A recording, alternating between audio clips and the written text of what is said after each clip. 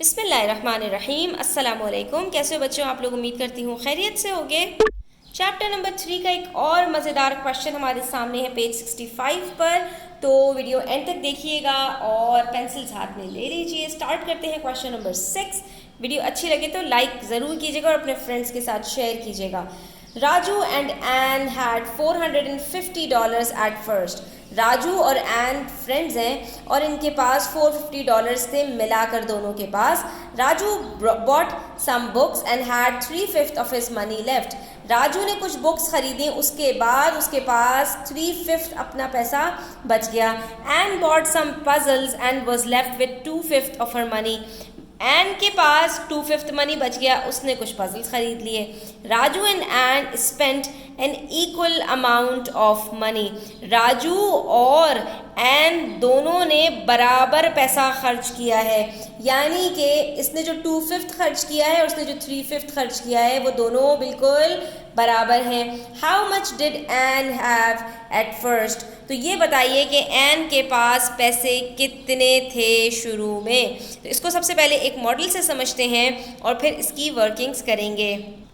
अब देखिए, ये क्वेश्चन के अंदर ये कहा जा रहा है कि दोनों के पास 5 यूनिट्स हैं, लेकिन जो असल चीज़ है वो ये है कि दोनों के पास जो 5 यूनिट्स हैं उनकी जो लेंथ है वो बराबर नहीं है। यानी आप ये नहीं कह सकते कि 5 + 5 = 10 यूनिट्स। क्यों? क्योंकि इसका जो 5 यूनिट्स हैं उनकी लेंथ ज़्यादा है और इसके जो 5 यूनिट्स हैं उनकी लेंथ कम है। ये हमें पता कैसे चला? जब इन्होंने हमें ये बताया कि उसने जो है वो उसके पास बुक्स खरीदने के बाद राजू के पास 3/5 अमाउंट बच रहा है, जबकि एन के पास पजल्स खरीदने के बाद 2/5 अमाउंट बच रहा है और दोनों ने same amount of money spend किया है। खर्च दोनों ने बराबर किया है पैसे, ठीक है। इसका जो 2/5 है, इसने जो खर्च किया है वो इसके 3/5 के बराबर है जो एन ने खर्च किया है। राजू ने 2/5 खर्च किया है और एन ने 3/5 खर्च किया है, लेकिन ये कह रहे हैं कि इसका 2/5 और इसका 3/5 बराबर है। यानी दूसरे लफ्ज़ों में कहूँ कि राजू के 2 यूनिट्स एन के 3 यूनिट्स के बराबर हैं। और जब ऐसी कोई चीज़ होती है स्टूडेंट्स,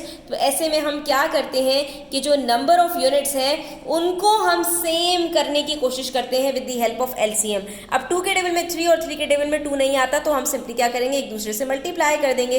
2 3s are 6। तो इसका मतलब है कि इसके भी 2 यूनिट्स को 3 में हम डिवाइड कर दें, तो यहाँ पर इसके अंदर हमारे पास 2 यूनिट्स के अंदर 3 मजीद यूनिट्स हो जाएंगे। इसके यूनिट 6 बन गए और इसके हम 3 यूनिट्स को हाफ में डिवाइड करेंगे तो ये भी हमारे पास 6 यूनिट्स बन जाएंगे। ये इस तरह करने से फ़ायदा ये होगा कि अब हम इसको सब डिवाइड करेंगे और हमारे पास जो अब यूनिट्स की लेंथ आएगी वो बिल्कुल इक्वल होगी। आप देख सकते हैं ना, इसका जो टोटल और इसका जो टोटल एक्सपेंडिचर है उनके यूनिट्स हमारे पास, नंबर ऑफ यूनिट्स अब बराबर हो चुके हैं। इसको बराबर करने से हमें इनके टोटल यूनिट्स जो हैं वो भी हमें पता चल जाएंगे। जब टोटल यूनिट्स पता चलेंगे तो हम उसको 450 के अगेंस्ट रखेंगे और 1 यूनिट की प्राइस कैलकुलेट कर लेंगे, ठीक है।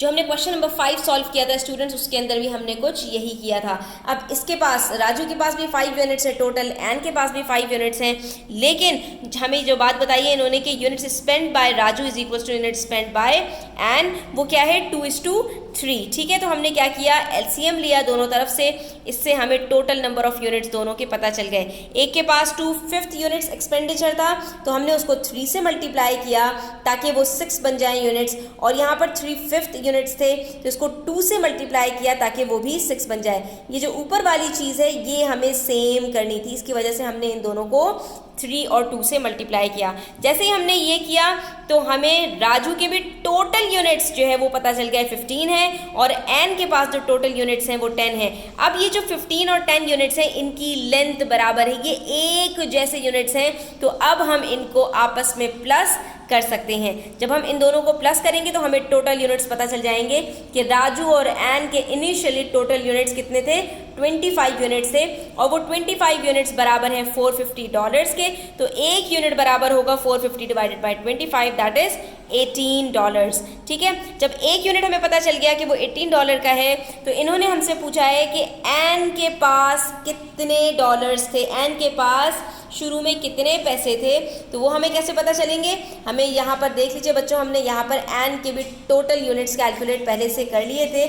10 यूनिट्स एन के पास थे, तो 10 यूनिट्स बराबर होंगे 10 इंटू 18, दैट इज़ $180। इसका मतलब ये हो गया कि एन के पास शुरू में $180 थे $450 में से।